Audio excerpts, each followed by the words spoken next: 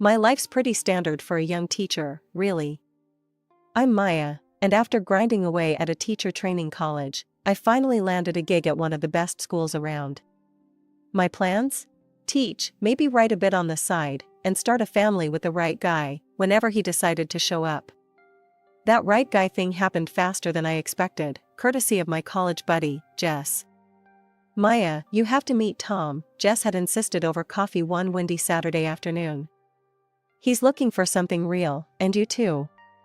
I dunno, I just have a feeling about this. Tom and I met at a local dive bar that evening. He was easy to spot, a head taller than most and with a laugh that filled up the room. I was nervous, fixing my hair like 100 times, but when he smiled, all that anxiety melted. Hey, you must be Maya. Jess hasn't stopped talking about you. No pressure, right? Tom joked, pulling out a chair for me. Yeah, no pressure at all, I laughed, settling down. Just deciding the course of my future in one evening. We hit it off instantly.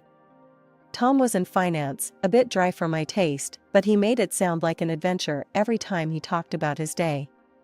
He loved hiking, hated sushi, and had a soft spot for cheesy 80s movies. 2 years later, we were setting up our own little home. The wedding was nothing fancy, just close friends and family in a small garden ceremony. It was perfect for us. Tom's mom, Elaine, seemed nice enough, always with a polite smile and ready with a helping hand. We were off to a good start, or so I thought. Living together was a breeze at first. Tom was supportive, and we backed each other up, no matter what. Then the pressure started, subtly at first, but then all the damn time. Maya, when are you two giving me a grandkid? You know, Tom's my only shot at this, Elaine would drop casually into conversation every time she visited. It was like a broken record, each time more pressing than the last. I tried to play it cool, keep the peace. We're working on it, Elaine. These things take time, I'd say, forcing a smile while chopping veggies or setting the table. After dinner, as we were cleaning up, Tom turned to me, his expression softening. Hey, sorry about Mom. She's just eager. We're okay, aren't we? Yeah, we're okay, I assured him, though part of me wondered just how long we could keep batting away the pressure before it started to crack something inside us. Living with the constant pressure to start a family was like walking on eggshells that kept stacking higher. Elaine's reminders were relentless, and with each visit, her patience seemed to wear thinner, like sandpaper against my already frayed nerves. It was a sunny Saturday morning, and Tom and I were enjoying a rare day off together. We were in the middle of a lazy breakfast when Elaine's car pulled up. Before she even stepped in, I knew we were in for another round of her grandkid campaign. Morning, you too. I was just at Linda's grandkid's christening. Adorable little thing. So, any news on my future grandchild? Elaine breezed into the kitchen like a whirlwind of expectation. Tom choked on his coffee, coughing a polite "Morning, Mom." I plastered a smile on my face, bracing myself. Hi, Elaine. We're just enjoying our breakfast. Want some coffee? I offered, trying to divert the conversation. No, I'm fine. Just here for a quick chat. Maya, you're not getting any younger. You know, it's all about timing. You need to be more proactive. Maybe see a doctor, or try those fertility treatments I was reading about, Elaine suggested, her voice a mix of faux concern and barely concealed urgency. I could feel the heat rising in my cheeks. We are perfectly capable of handling it, Elaine. And we will see a doctor if we think it's necessary, not because we're on a deadline, I snapped, a little louder than intended. Tom's hand found mine under the table, a silent plea for calm. Mom, really, it's our life. We'll take care of it. Let's not ruin a nice morning, he said, his tone firm yet respectful. Elaine sighed, a theatrical display of her frustration. I'm just saying, I want to see my grandkids while I'm still able to enjoy them. Is that too much to ask? There's more to our lives than just making babies, Elaine. We have careers, our own plans. I started, but Tom squeezed my hand, a gentle warning to tread lightly. I know. But remember, family is everything, Elaine retorted, her words sharp as she grabbed her purse. "I'll leave you to your plans then. Just think about what I said, okay?" After she left, the tension lingered like a bad odor. Tom and I spent the rest of the morning in silence, each lost in our thoughts. It was clear Elaine's visits were becoming a battleground, and we were always on the defense. That evening, we decided to take a walk, needing to clear the air. "She's my mom and I love her, but I can't stand how she pushes us. It's like she's ticking boxes off some life checklist," Tom vented as we strolled through the park. "I get it, she's excited, but it feels like she's more worried about being a grandma than our happiness or health," I replied, frustration simmering. "It's like we're not real to her unless we produce a grandchild. We need to set some boundaries, Maya. Next time she starts up, we need to be clear, firm, but clear," Tom said, his hand tightening around mine. As we headed back home, the weight of our situation settled in my stomach like a stone. Setting boundaries with Elaine was going to be tough, but necessary. I wasn't just fighting for our peace, I was fighting for our future, whatever it might hold. Finally, after all the trials and tense dinners, our biggest wish came true: I was pregnant. Tom and I were over the moon, floating on a kind of happy haze that felt almost unreal.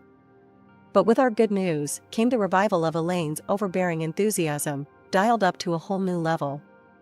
We had just started fixing up what would be the baby's room, painting the walls a gentle, calming color, and assembling a crib that took more patience than I thought I had. It was during one of those DIY afternoons that Elaine showed up, unannounced as usual, wearing a bright pink t-shirt that screamed "Future Grandmother" in bold, impossible to miss letters. "Look at this, isn't it cute?" Elaine beamed, stretching the fabric out for us to see. "Got it custom made." "Elaine, could you maybe not announce it to everyone yet? We're still early in the process, and, just trying to be cautious." I tried to sound as gentle as possible, hoping to temper her excitement without sparking an argument. "Oh, honey, when you've got news this good, you shout it from the rooftops. Everyone's thrilled for us." Elaine's voice rose with each word, her excitement bubbling over like a pot left too long on the stove. The next few weeks were a blur of Elaine's constant check-ins. She was always calling or dropping by, armed with old wives' tales about pregnancy do's and don'ts, making sure I ate this and avoided that, fussing over my schedule and sleep. It was suffocating. "Elaine, I appreciate your help, really, but you hovering like this is stressing me out," I finally snapped one evening after she lectured me on the importance of prenatal yoga for the umpteenth time. The pressure didn't let up, though, and neither did my schedule. Balancing teaching with pregnancy wasn't easy, but I was determined to keep things as normal as possible. That is, until one day at school, halfway through explaining a math problem to my fourth graders, I felt a sharp pain that cut my sentence short. The room spun, the chalk slipped from my hand, and then darkness. I woke up in the hospital, the sterile smell of antiseptic flooding my senses, before my eyes even opened. Tom was there, his face pale and drawn, holding my hand like it was a lifeline. "The doctors, they had to do a surgery," he whispered, his voice cracking. "It was serious, Maya. You almost didn't, we lost the baby." The words hit like a physical blow, knocking the wind out of me. Tears streamed down my face, uncontrollable, bitter. I was alive, but at what cost? The doctor came in, his face somber as he adjusted his glasses. "Maya, I'm afraid the complications were severe. You won't be able to have children in the future." This was a very rare and unfortunate situation. The room felt colder, the walls seemed to close in. I lay there in the hospital bed, the weight of this new reality settling heavily on my chest. Tom squeezed my hand, his presence a small comfort in the vast ocean of my grief. Just when I thought things couldn't get any worse, Elaine stormed into my hospital room like a whirlwind of misplaced anger and desperation. "I heard what happened. So, when are you trying again? We need to start planning," she blurted out the moment she entered, barely even acknowledging my state. I was still hooked to a drip, the dull throbbing in my abdomen a constant reminder of what I'd lost. "Elaine, I can't have children anymore." The surgery, my voice broke, the reality hitting me again like a cold wave. "What do you mean you can't? That's nonsense. Elaine's face turned a shade of red I'd never seen before. She stormed out of the room, presumably to find a doctor who would contradict the irreversible truth. Tom held my hand, his eyes filled with silent apologies for his mother's harshness. It wasn't long before Elaine returned, her fury now fueled by the confirmation of my condition. They said what? This is absurd. You've taken away my chance to be a grandmother. She was yelling so loud that a nurse peeked inside, her eyes wide with concern. Mom, please. Tom interjected. This isn't helping. Maya needs rest. Rest? What she needs is to think about her family, about us. This is selfish. Elaine's words were like daggers, each one slicing through the little composure I had left. I'm not choosing this, Elaine. Why can't you understand? I almost died, I said, my voice a mixture of pain and frustration. Elaine's eyes narrowed. If you were more careful, this wouldn't have happened. You've always been too career-focused. Maybe that's why. Enough. Tom's voice boomed across the room. Mom, leave. Now. We'll talk when you're ready to be reasonable. But she wasn't done. Turning to me, her voice venomous, she hissed. You're not worthy of my son. You can't give him what he needs. You're not a real woman. Her words stung, burning into my memory. I felt a tear slip down my cheek, the saltiness mingling with the bitterness of her judgment. Tom practically dragged her out, her protests still audible down the hallway. Recovery was slow. When I finally returned home, the emptiness was overwhelming. I attempted to go back to teaching, to find solace in the routine and the laughter of children, but each joyful shriek was a reminder of what I'd lost. Seeing a psychologist helped, somewhat. You need to grieve, Maya, not just for your child, but for the part of your life that is now behind you, Dr. Peterson told me in one of our sessions. Her words, meant to heal, somehow also underscored the finality of my loss. One day, amidst a particularly difficult week, I made a decision. I can't teach right now, I confessed to Tom over a quiet dinner. I see them, and I see what I lost. I'm thinking of the library. It's peaceful, quiet. So, I took a position at the local library, leaving the bustling corridors of the school for the muted aisles lined with literature and quiet patrons. It was a place where my heart could start to mend, away from the prying eyes and the heavy expectations. Even after the shift to the quiet life of the library, Elaine's shadow loomed over us, her persistence on the topic of grandchildren unyielding. Her approach became more invasive, her accusations more pointed as the days turned into months. It was my birthday, a day I hoped would be filled with light-hearted moments and a break from the relentless pressure. As I was about to cut the cake, Elaine cornered me in the kitchen, her voice a hissing whisper. When are you going to fix this, Maya? You need to give Tom children. She spat, her words stinging with venom. I froze, the knife in my hand trembling slightly. Elaine, Tom and I have been thinking about adoption. It's a beautiful way to form a family, I replied, my voice steady despite the turmoil inside. Adoption? Over my dead body. Elaine exploded, her face contorted with disgust. I won't have you bring some stranger's child into our family. Who knows what kind of sick, twisted genes they have. No grandchild of mine will come from someone who couldn't even keep them. Her outburst echoed through the kitchen, and a hushed silence fell over the nearby living room. I felt the eyes of everyone on us, their presence a heavy blanket. That's enough, Elaine. I snapped, the knife clattering to the countertop as I faced her squarely. You don't get to decide how Tom and I build our family. This is our life, our choice. Elaine's eyes narrowed, and with a huff, she stormed out of the kitchen, slamming the door behind her with a force that made the windows rattle. The room remained silent, the joy of the day sucked out with her departure. The seed of discord Elaine planted grew rapidly. The whispers started subtly at first, a nudge here, a look there, suggesting I had been reckless during my pregnancy. The rumors morphed into malicious gossip that I had been drinking and behaving indecently, which supposedly led to my miscarriage. Fury built up in me like a storm. One evening, after overhearing a particularly nasty version of the rumor from a so-called friend, I confronted Elaine over the phone. Elaine, this has to stop now. Spreading lies about me is not only hurtful, it's slander. And I won't tolerate it anymore. If I hear one more rumor, I'm going to the police, and I will sue you for libel, I threatened, my voice cold and hard. There was a pause on the other end of the line, a moment of silence that felt like the calm before a storm. Finally, she spoke, her voice low and devoid of its usual fire. You wouldn't dare. Try me, Elaine. I'm done playing nice. After that call, the rumors stopped as suddenly as they had started. But the damage was done. The relationship was strained, the family gatherings now marked by a chilly formality that even the warmest smiles couldn't thaw. Life seemed to have returned to normal, but everything has changed, thanks to some perverted sense of humor. One morning, I found the first of many electronic postcards in my inbox. The image showed a smiling family, 2 parents with children playing around them, the picture of happiness. Below it, in cruel, stark letters, was written, "You will never be a mother." My heart sank, and a shiver ran down my spine. Who would send something so hateful? As if that wasn't enough, the physical manifestations of this hatred soon followed. One afternoon, upon returning from work, I found a box on our porch.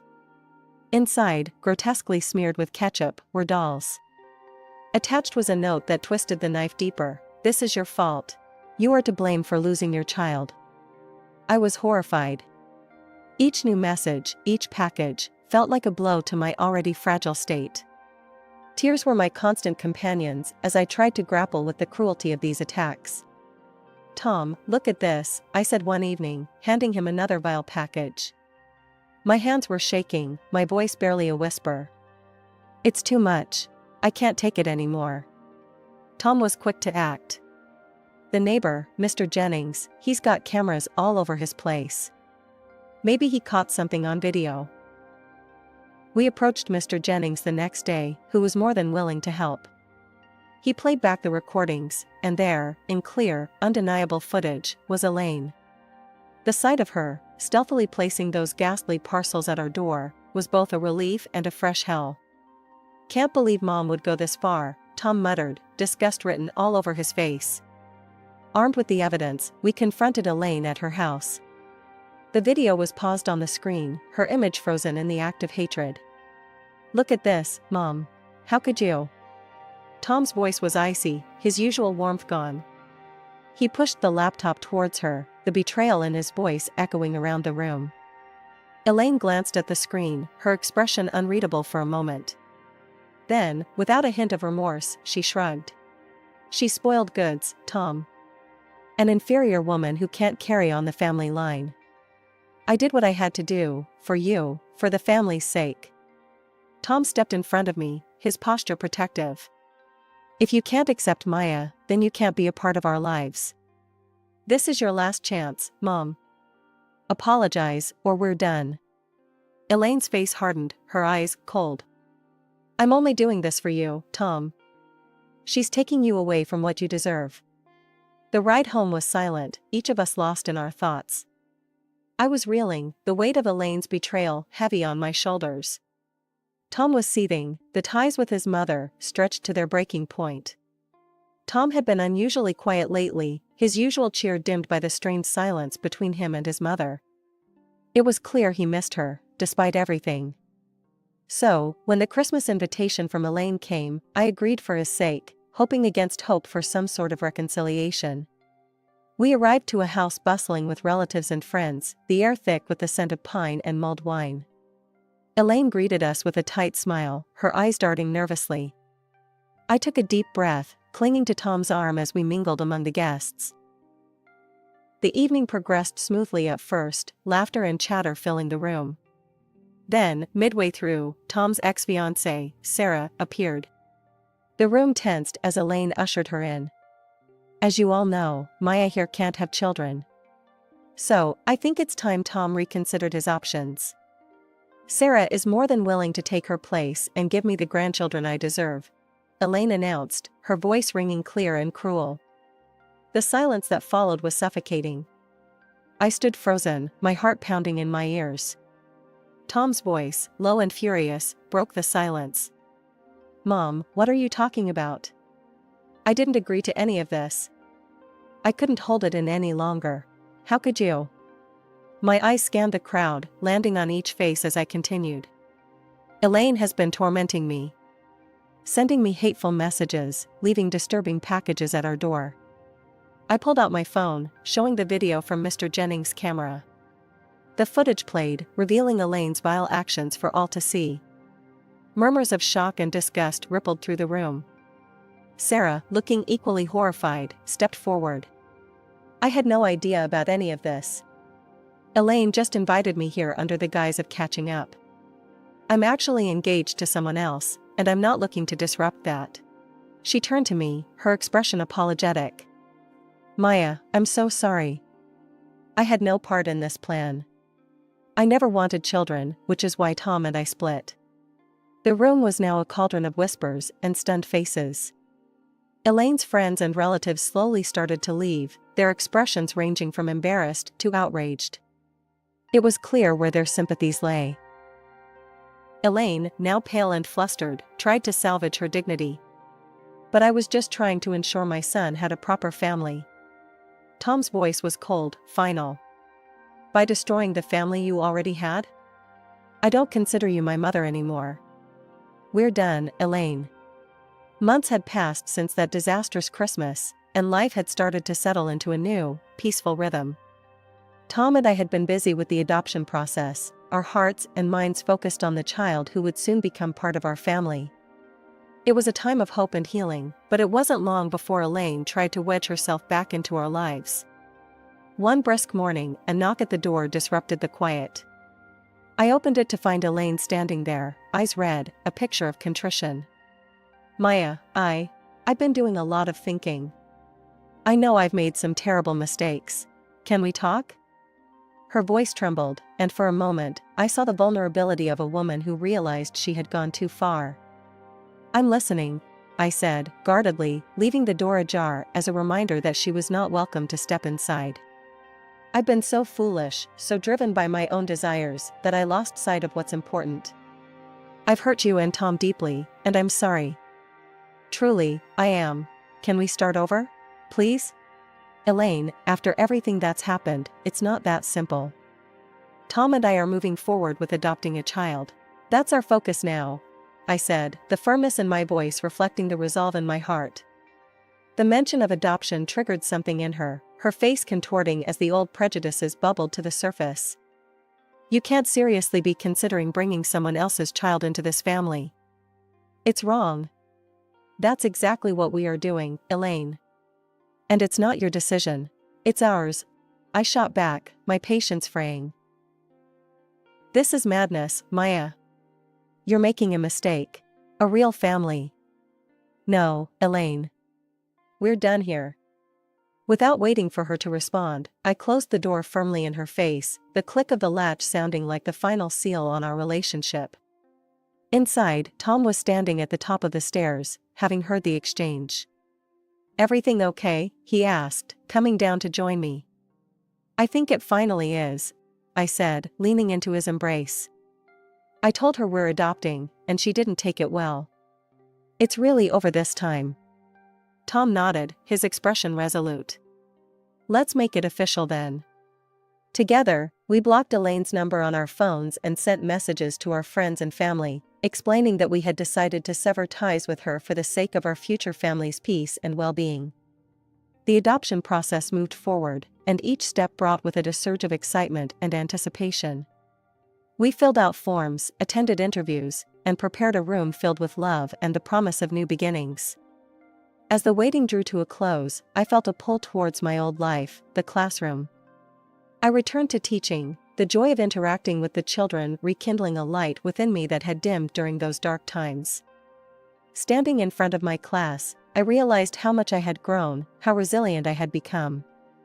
The children's laughter echoed through the halls, a sweet sound that filled the empty spaces left by lost dreams.